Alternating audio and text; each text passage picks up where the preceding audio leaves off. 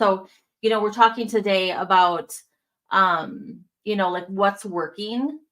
It's amazing. Like this last year, like at the beginning of the year after the surgery, I thought, wow, like maybe I'll totally just not do well this year.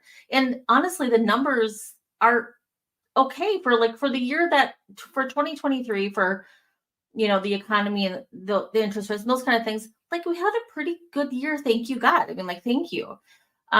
So things are working and we're not having to just drive so hard to make it happen. So like what is working? I think we need to like find those things that are working and like really kind of double down on those things. And it doesn't have to be, you don't have to kill yourself to make it happen. So it is those find the note cards and write the notes, the things that are making you happy, that that fill your heart, but are also producing the results, the watering can into your heart that are making the things happen, that are producing the results in your business. Me talking to you right now fills my heart. Are you feeling me? Is that making you, is it getting you to do something? Those are the things that'll keep you moving and that will produce results in your business. So find out And what it'll those. help you keep up with it long term, whenever times get hard. I think that the constant grind, honestly, just I feel like as women, we're really not designed for that. Men more so are for that high cortisol, or maybe that's not the hormone they produce, but stress Mhm. produces that in women.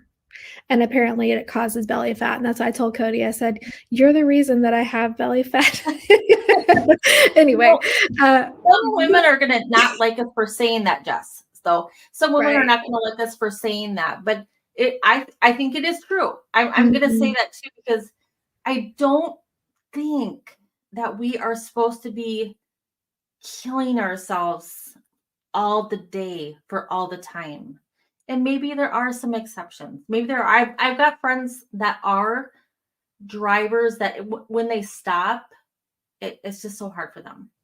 But you And know I'm what? one of those people. You know, Yes. I would definitely say that I'm a driver. And what I've come to realize is I really became addicted to chaos. I became addicted to being busy. I became addicted to, I got to push to the next level, even though, what I speak and what I want in my life is, I always say we're anti hustle culture. And my whole goal is to help other women work less and make more. But I've had to step back and take a look at my own self and like, I have to keep busy all the time. And I really have to force myself to stop. I've been really, I've heard so many people say this, like, if you don't take care of your body, if you don't slow yourself down, your body will do it for you. Can I Your tell body will. you that this is okay? That's me. I'm 50 now. If you would have met me 15 years ago, Jess, I am Jess. My body said no more. No more, Steph. You will do this no more. So I think you can stay busy but maybe not all the time at the work. Yeah. Maybe like not all the time at those things. Like you can still be the driven person, but maybe some of it is at things that are taking care of your health. Maybe some of the things are the driving with the things with the kids, or maybe some of the things are maybe you're so driven at your marriage or at the relationships, but maybe you're also so driven at taking care of you. Maybe you're so driven at taking care of Jess. Maybe you're so driven at loving yourself.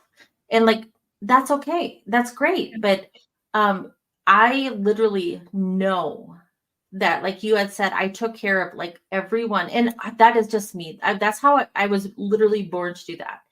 Yeah. Um but and then also it was either work or taking care of others, but nothing else.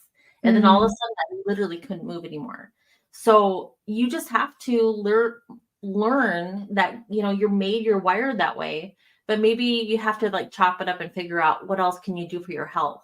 Just Yeah. take care of that too, is Yes. all, And I I think. think that when you do embrace that, and that you don't always have to be the one in charge. You don't always have to be the one pushing or Mhm. controlling a situation.